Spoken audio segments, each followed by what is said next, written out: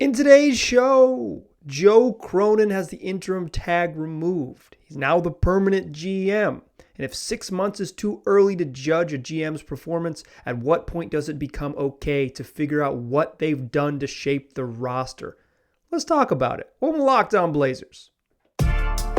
You are Locked On Trailblazers, your daily Portland Trailblazers podcast. Part of the Locked On Podcast Network. Your team every day.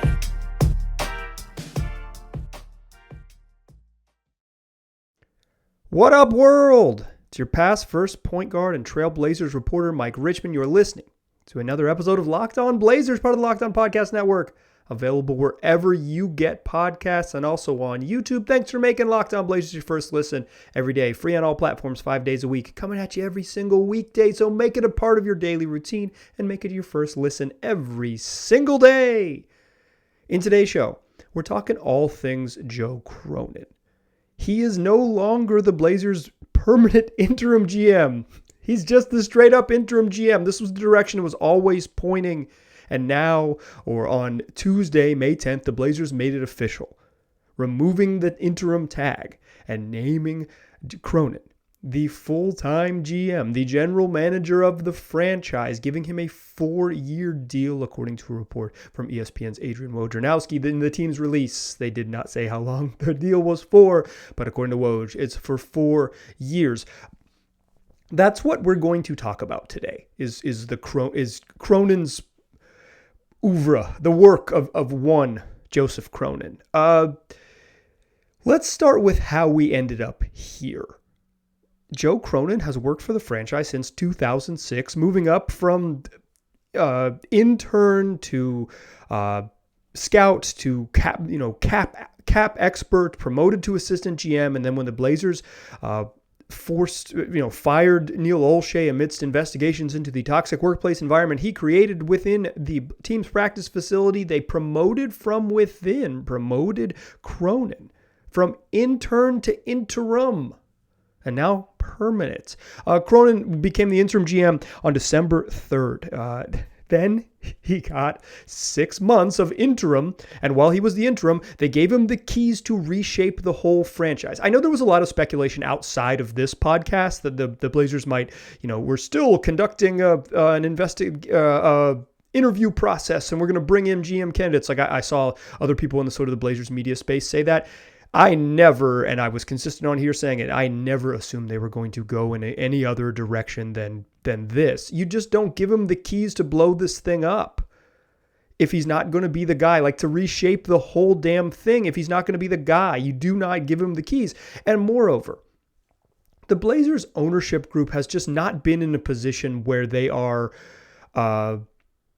being really proactive in the future and in respecting sort of the future of this franchise. This is a ownership group of the Allen Estates that is preparing to sell the team, and nothing makes that more clear than the process in which Joe Cronin got this job. They didn't interview anyone, according to reports from Jason Quick of The Athletic, friend of the program, who had mentioned this on this podcast before. So if you're a regular listener, always listen to the Quick episodes. Like, the Blazers just didn't reach out to anyone.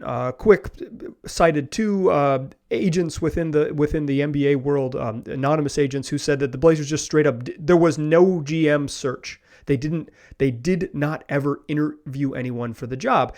And this doesn't really reflect on Cronin necessarily, right? Like, the dude has worked for the team for 16 years and worked his way up from intern to, even under the Olshey regime, like an assistant GM, right? Like, he's paid his dues, he's grinded, he's been there. This isn't about Cronin. This is about the process of a several billion-dollar company deciding who gets C-level titles, who gets to be executives, right? Like, you wouldn't do this at other billion-dollar companies if you had like the long-term interests and health of the company. Not that you wouldn't end up with Cronin, but you would conduct a real and serious interview process. Not conducting interviews, not just bringing one other voice in, 2 other voices in to say, hey, what do you think we should do with this team? What do you think we should do? What's the direction you think we should go? is just bad. It's just a bad process. It is not a reasonable approach by a involved and committed ownership group. They may still have landed, like best case scenario, right, is that they do all of this stuff, but they still end up landing on Cronin. Is that they say, okay, we interviewed 4 people. Joe's the best guy for the job, and he very well may be, right? Like I said, this is not really reflecting on Cronin. This reflects on ownership. The Blazers are going to be sold. The reporting from John Canzano and also Jason Quick suggests that they might be sold here in the next 18 months, if not sooner. And this Cronin stuff, just the writing's on the wall. This is a checked out ownership group, and quite frankly, sure, Paul Allen loved and was obsessed with the Blazers. When he passed away in 2018, the ownership went into his estate, and the executor of his estate, the representative of his estate, is his sister. She doesn't love the NBA like that. It's not Jody's fault necessarily, but the health of the franchise will be better when the Blazers have a committed ownership group. Period. I'm going to be hard on whatever billionaires own the team. That's the kind of guy I am. But the Portland was put in this path suddenly when Paul passed away, and the ownership from the Allen estate, whoever might be in charge, whether it be Bert Gold or Jody Allen, and I assume that it's mostly Bert, quite frankly, that's the head of Vulcan Inc. and the Allen's right hand man, who's at a bunch of basketball, at a bunch of the games, and has been for decades. Whoever it might be, they're just moving on to the next thing, and part of the moving on to the next thing was not conducting a reasonable hiring process for this job. Here's the thing, though. Cronin might be fine. Cronin might be okay at this. Cronin might even have been the best candidate you could find, the most interested candidate you could find. It was always pointing in this direction. And doing it this way reflects poorly on the franchise, but it's not necessarily reflective of it being a bad hire. But I will say this. It's been a rocky couple months for Mr. Cronin, for Joe in the big chair. He took some real risks and they didn't work out. Let's talk about how those failed, the risks he did, what we've seen from Joe Cronin thus far in the second segment. But you know what was never on the books? Was the next GM for the Blazers at Bet Online. You could bet on darn near anything. Right now, today, the best odds for the next Lakers head coach is Terry Stotts at plus 200. You can bet on that. But the Blazers GM job never got to the books because maybe it was never open. And the betting lines know these things. The good folks who set betting lines, they're on the inside. Truly. So if you want to bet on the Blazers or the Lakers' next head coach, former Portland resident and former Blazers head coach Terry Stotts, you're not getting great odds on him, but he's got the shortest odds right now. You don't have to bet on that, though. You can bet on anything. You can bet on the NBA playoffs. You can bet on all the other sports, whatever you want. You're going to find more lines, more props, more odds on whatever you're looking for. So don't wait. Go to Bet Online right now and take advantage of this offer. That's Bet Online, where the games start. All right. So the Blazers ownership group had bad process to get us here. But this is where Portland is, right? This is where Portland is. They've got Joe Cronin. He's on a 4-year contract. We'll see. And I think that's kind of where I'm at with it. And I'll talk about more about sort of the we'll see and where I'm at with it. But let us rewind to look forward first. What has Joe Cronin done since taking over? Took over December 3rd. Gets in the big seat. December was a brutal month for the Blazers. They sucked. And by the end of the month, December 31st, Damian Lillard played his final game of the season. They shut him down. He had surgery about a month later, and that was it. This season was, Cronin lasted something like 4 weeks before it was clear that this thing was done. This version of the Blazers needed to be blown up. And he did it. He really, really did it. The first signs that it was absolutely Joe Cronin's job to lose, or not even Joe Cronin's job to lose. It was Joe Cronin's job, straight up, was when they gave him permission to trade CJ McCollum. But before he even did that, about a week before the trade deadline, Friday before a Thursday trade deadline, 6 days ahead, Joe Cronin made his first move as the head of the Trail Blazers. He traded Norman Powell and Robert Covington to the Los Angeles Clippers in exchange for Eric Bledsoe, Justice Winslow, rookie Keon Johnson, and a 2025 second-round pick from Detroit. This was a cost-cutting move. They got out from under Norman Powell's contract, who still had 4 years and $74 million remaining after this season, or heading into the next 4 years, still 4 for 74 left owed to Norman Powell. Robert Covington, who basically they either had to commit to re-signing or were they going to lose him when he walked in free agency. They wanted to get something for him. I guess that something for him they got was the second-round pick that was included in the deal.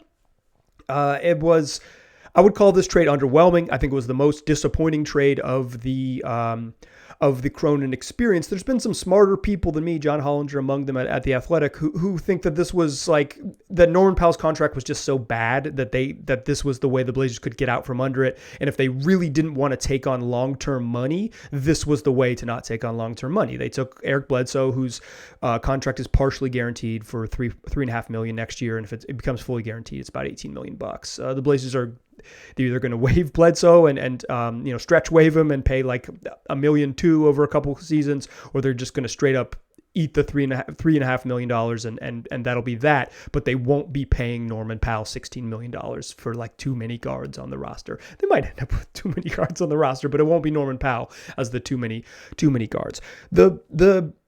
Another sort of sign that Cronin was going to have this job is when he hired Andre Patterson to join the front office. Like, you got hire and fire power, you got trading power. This was Cronin's job always. Anyone believing otherwise was perhaps, look, I don't want to break down a straw man. It was always Cronin's job to lose.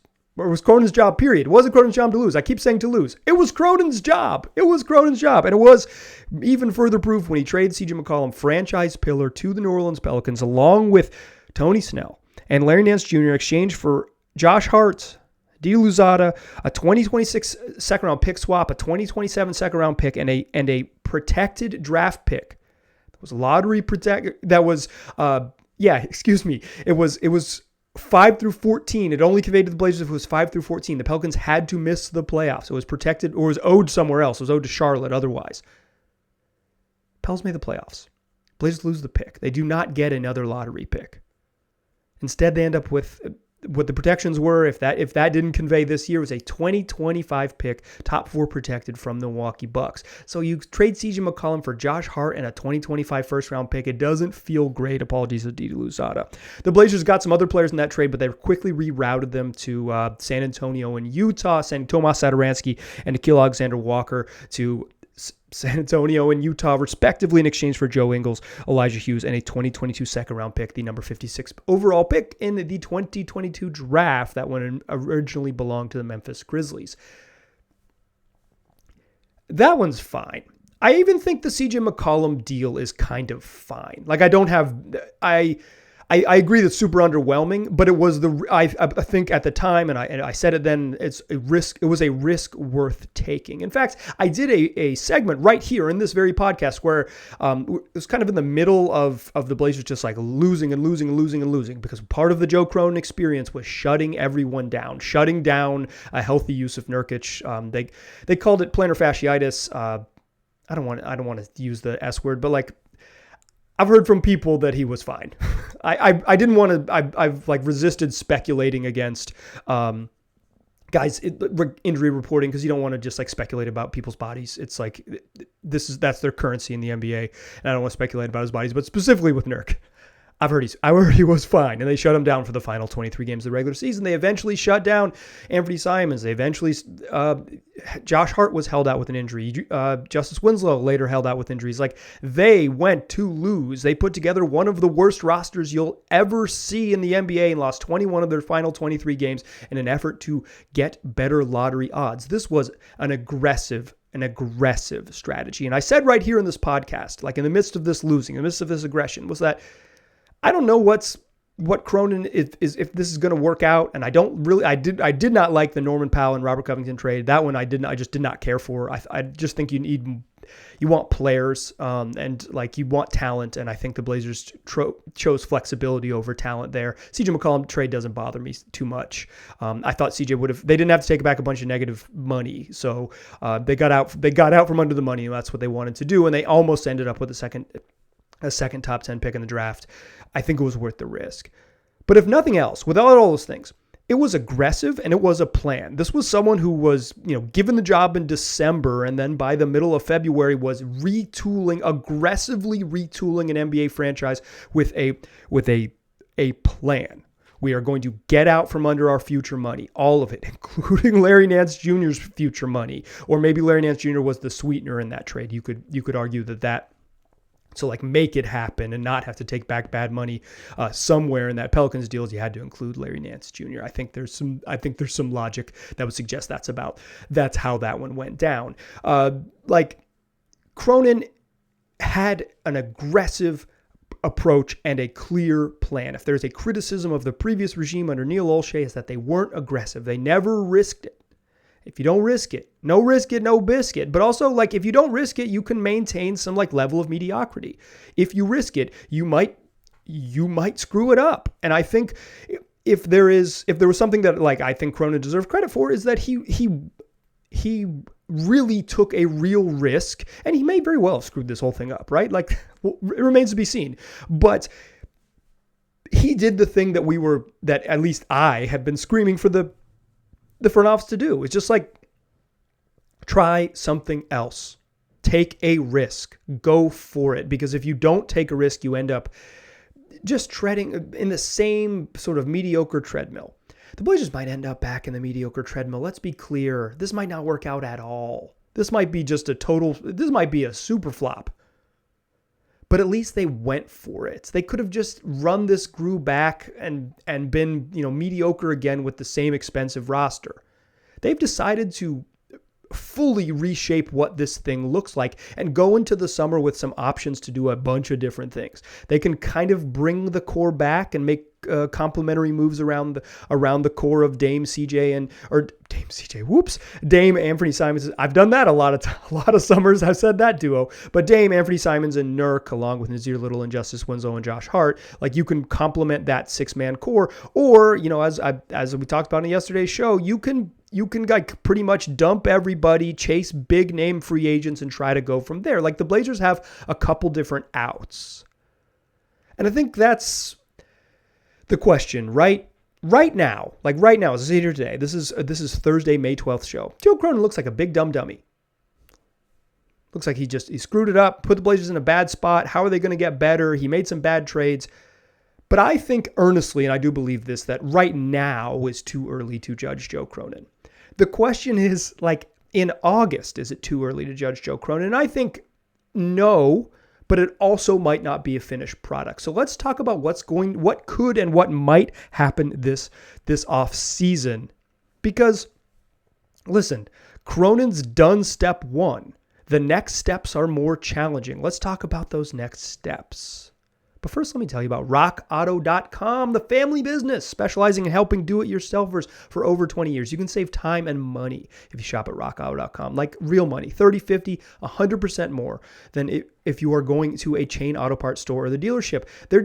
They aren't going to have the parts that you need, and if they do, they're going to cost more money. There's just so many darn makes and models of cars on the road right now that Rock Auto's got everything covered in a place that a brick and mortar store just can't cover you. So why don't you go to their website right now, rockauto.com, see all the parts available for your car or your truck. And while you're there, write Locked On in their How Did You Hear About Us box, and that way they know we sent you. Amazing selection, reliably low prices, all the parts your car will ever need, rockauto.com. Still a pass first point guard. Still Mike Richmond. You are still listening to Locked On Blazers. We're still talking about all things Joe Cronin. We talked about how we got here. We talked about what he's done. The hard part is what's next. Cronin mentioned this in a postseason interview, is that in some ways, what he has done to date is the easy part. Anyone could just trade the roster, right? Could just trade away guys to get worse, right? The Blazers had a mission to get worse. Boy, howdy, did they accomplish it. Tanking was the right move, probably.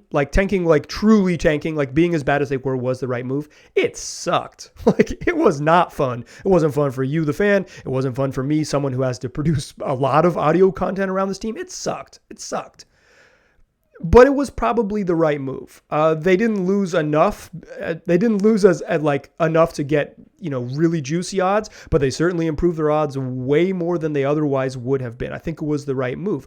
But the reason that they were able to do all that tanking stuff is because they traded away, they trade away everybody and they start shutting folks down. They have a lack of talent right now. They've got like 6 pretty like bankable NBA guys. I would say 4 truly bankable NBA guys in Damian Lillard, Anthony Simons, Yusuf Nurkic, and Josh Hart. Here's the thing. Anthony Simons is entering restricted free agency. Yusuf Nurkic is entering unrestricted free agency. And Josh Hart has a contract that is fully non-guaranteed. So the Blazers, can choose whether or not to bring Josh Hart back. We'll have the opportunity to pay Anthony Simons whatever they want pretty much. And can pay Yusuf Nurkic. They have his bird rights. They can go over the salary cap. They can pay him if they want to.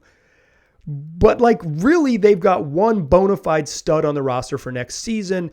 You've got, Justice Winslow and Nazir Little under contract, some sort of like mid-rotation guys. You've got Trent Watford under contract, who was converted from a 2-way deal to a full NBA contract, under contract for next season. He's a back half of the rotation, end of the rotation guy. I like Trent Watford, but he's not he's not a bankable NBA talent right now. You were hoping he turns into a bankable NBA talent, but he's certainly not one right now in May. And then you've got some end of the rotation guys in Keon Johnson and Greg Brown III and Didi Louzada. Young developmental parts, but you cannot count on those gentlemen to contribute next season. Not on like a truly good basketball team. Absolutely not. This is where the Blazers find themselves, and they find themselves. This was Cronin's plan, right? Like his plan was this, plus you have the 10th pick in the draft. They didn't get that from New Orleans, and that was totally outside of his control. At the time, it was a risk worth taking. I maintain, you don't have to agree with me, but I maintain a risk worth taking, and it didn't work out. The process was okay there. That wasn't bad process. It was just really, truly bad results. It is what it is sometimes. But this part was easy. Doing those things was easy. Building this roster that's like totally lacks talent and is not a playoff caliber roster right now. That part is relatively easy. And Joe Cronin admitted as much in his postseason interview.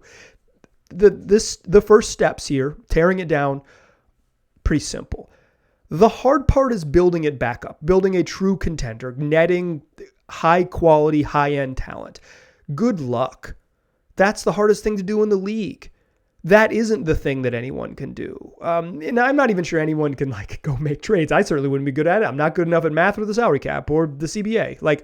I'm pretty good at podcasting. That's what I'll stick to. But the step from here to opening night in October, or even when the dust settles in the middle of August, say it's August 15th or whatever, when you've made all your signings and folks are going on their final vacation before coming back for training camp, right around Labor Day. That stretch when the NBA actually goes on vacation in the middle of August, until then, the Blazers have a chance. Their stated goal is to be competitive.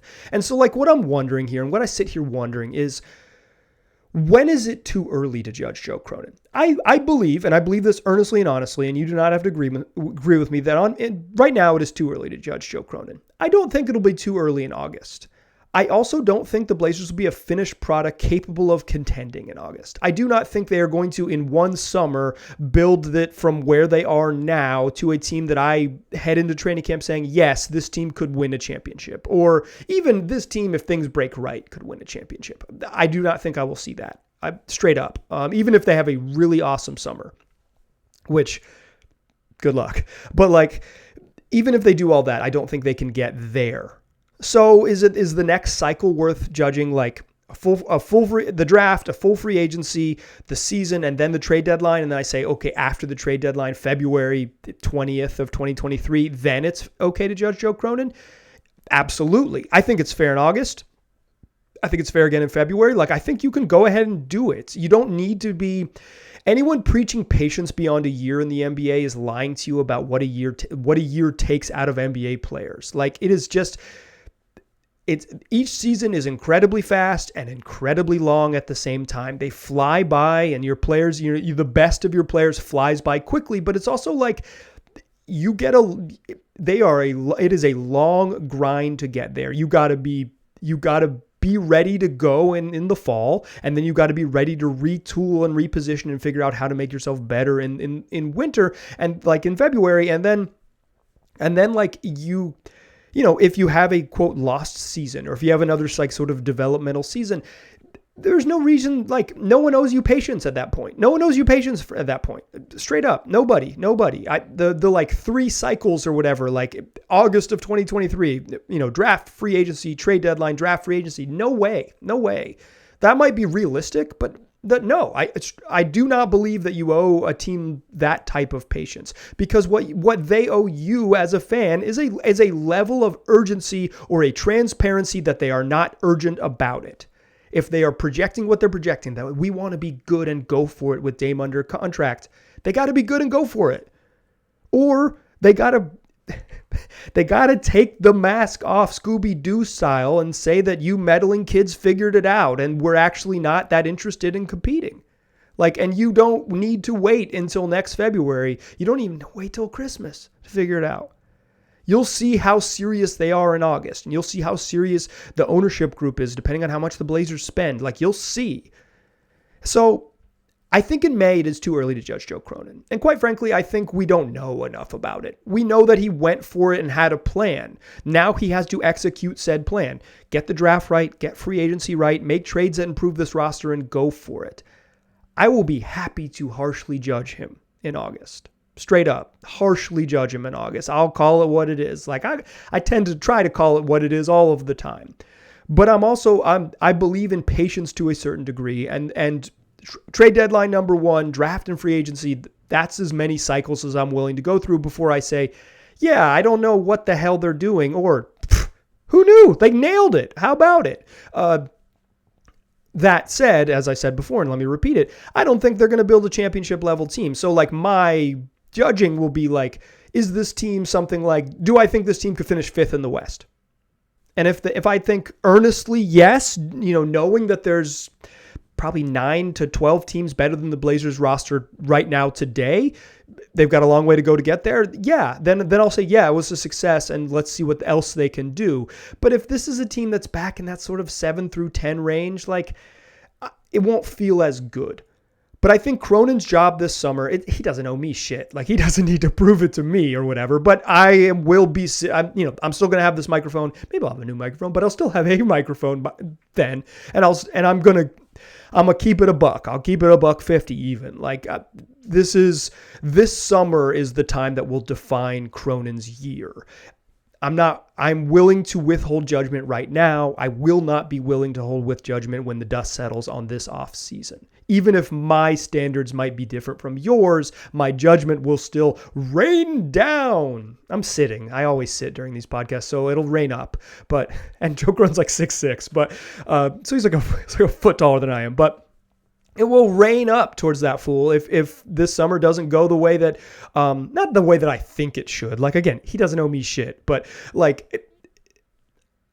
if the Blazers are preaching and what they're saying to us, let's just take their public word at face value, that they want to be competitive and good and build around Dame. And that's been the line, that's been the reporting, that's been the sort of bizarro anonymous reporting from Woj. It's been the damn from the horse's mouth things that Joe Cronin has said. It's what Damian Lillard has said to various interviews. This is what they want to be. This is what they're selling. So if they want to be competitive, let's see what they do this offseason to get there.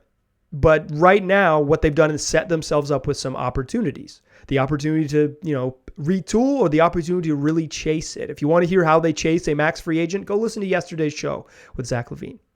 All about Zach LaVine. If you want to hear about what they might do in the draft, come back tomorrow. Because tomorrow's show, we're going to have the lottery mock draft I completed with some of my, all of the Locked On co-hosts that were outside of the lottery. That'll be on Friday's show, so make sure you check that one out. We also got a couple other fun things in the books. Next week, the NBA draft lottery is coming on Tuesday. We're going to switch into super duper draft mode here on this podcast, so make sure you are ready for it. I've been kind of holding out to find out where the Blazers pick. On Tuesday, we're going to find out where the Blazers pick, and then this is a draft-centric podcast. No matter what, it's 5 days a week, available wherever you get podcasts and also on YouTube. So make the show your first listen. And can I recommend you listen to Locked on NBA Big Board as your second listen? Get prepared for the draft. It's coming. It's the time for Joe Cronin to show us what he can do. A longtime amateur scout, both here and abroad. Let's see what you got, Joe. Let's see what you got. Mr. Cronin. I was going to call him Dr. Cronin for a second there. I don't think he's a doctor. Regardless, tell your friends about the show. They can find it wherever they get podcasts. Just search Locked On Blazers. We'll be right here waiting for you. Appreciate you listening. Talk to you soon.